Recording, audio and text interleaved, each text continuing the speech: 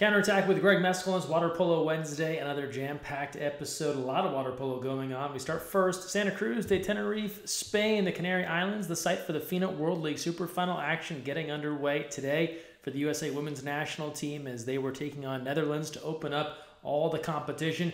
You can catch live streaming of every match on the FINA YouTube page, youtube.com/FINA1908. Here's a look at the rest of the schedule and the roster. We'll update you on all the competition next week right here on the show.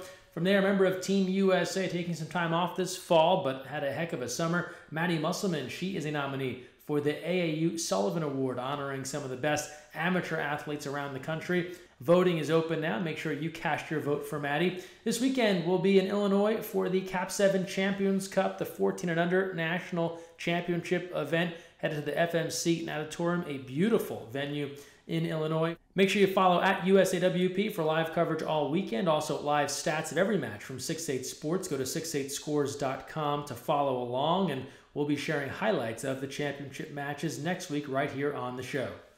Historic moment in Texas this past weekend, the first ever UIL Water Polo Championships in San Antonio. We were on site. Check out all the coverage from our USA Water Polo social media channels. And a big congratulations to the champions in Texas. On the girls' side, Richmond Foster capping off a great run, winning 12-6 over Club Brazoswood. And then on the boys' side of things, congratulations to Club Brazoswood, defeating Bernie Champion 19-10 in that final. We were there to gather some reaction from the winners. We're all just really happy and excited that we won.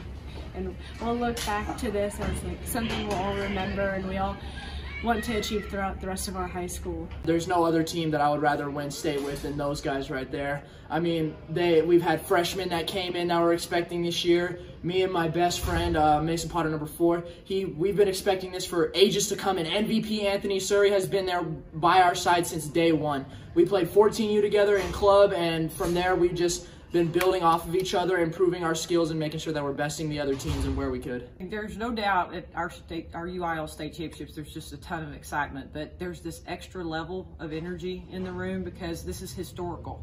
It's the first 2022 state championship for both the girls and the boys, and you know, these kids have been competing for their school, but it's been in non-UIL, and for them to feel like they are in position to maybe win a state championship, you know, and get that UIL trophy and get those gold medals.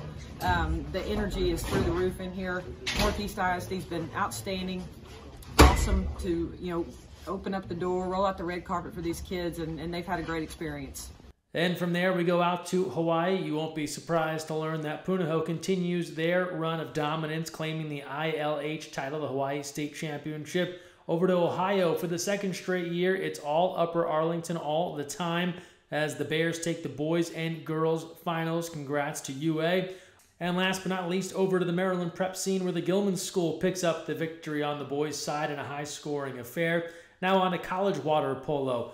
Excellent battle between UC Davis and Pacific. Aggies have been knocking on the door of a big upset. They got one this weekend, defeating the Tigers 12-11. Here's the game winner from Connor Norton.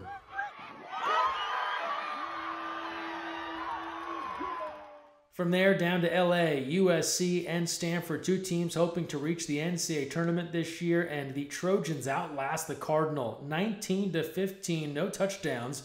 Look at some of the highlights here from USCTrojans.com as Jake Earhart adds another, and the Trojans are able to hold off the Cardinal late. That sends us off to our Cap 7 college scoreboard.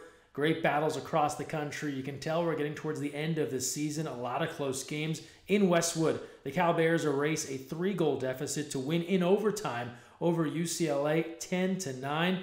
Harvard, 2 goals better than Brown, 10-8. Chapman edging Cal Lutheran. And then back east, Fordham, 1 goal better than Bucknell, 13-12.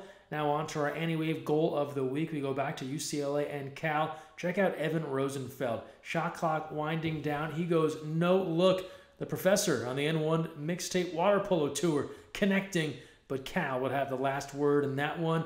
And last but not least, our social media send-off. Happy Halloween to everyone in the water polo community this past Monday celebrating. Hope you got lots of candy. Shout out Mounds. And check out this submission from Dom Z Polo on Instagram. Has the full setup. Anti-wave goal, Cap 7 balls, and a couple of players that I think waited a little bit too long to sub in. That's all for this week's show.